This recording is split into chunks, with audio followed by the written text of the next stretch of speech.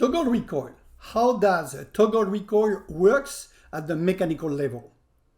No neurological effect will be discussed in this presentation. The Toogle-Recoil is great to break up an adhesion between the occiput and the atlas. The lateralized lateral mass of the atlas is placed up in relation to the surface of the table. The cervical headpiece dropping creates a vibration. What is a vibration exactly? It is a sinusoidal wave that is going to play at the level of the interface facet occiput and facet atlas and free them up from adhesions.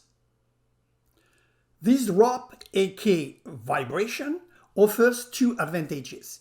It can be performed without head rotation, and it is generated by a very small thrust force. We can take a simple example in our daily life to illustrate this reduced force. I'm trying to open up the jar with a very tight lid. I'm forcing it up, but I cannot open the jar.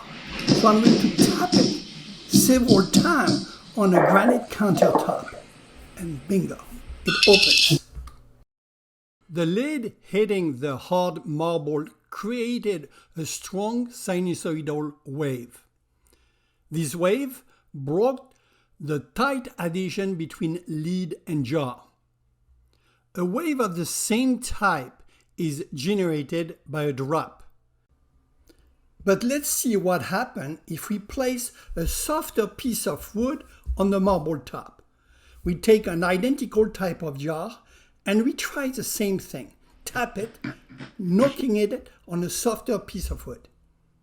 We try to open it up, nothing happened.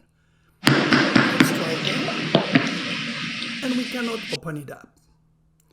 In the same manner, the table headpiece used for a drop should be firmer to not forfeit the unlocking of the cervical facet.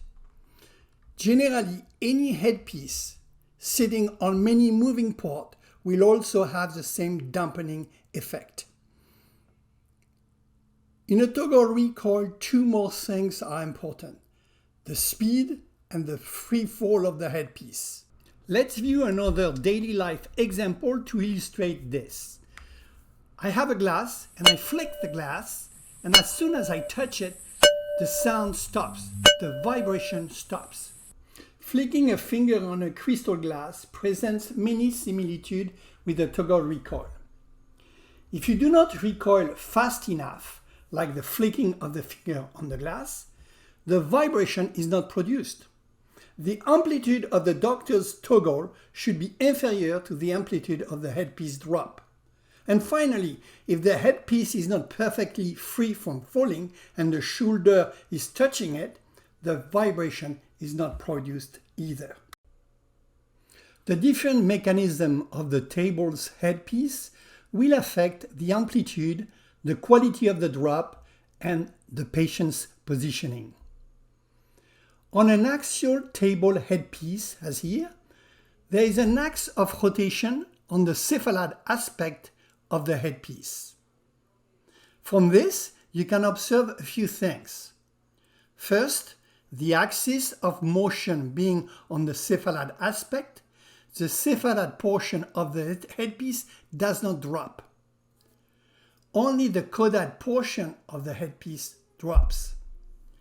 If the head is placed caudally on the headpiece, the dropping amplitude of the doctor's contact at C1 is maximal. But if during positioning the headpiece is moved cephalad,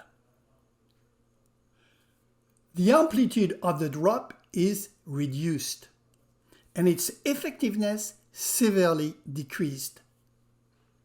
The headpiece with the plate drop falls equally at the cephalad and at the caudal end. The effect is the same, whatever the head position of the patient is, and that makes it much easier to use. The type of equipment used plays a function in the quality of the adjustment with drop.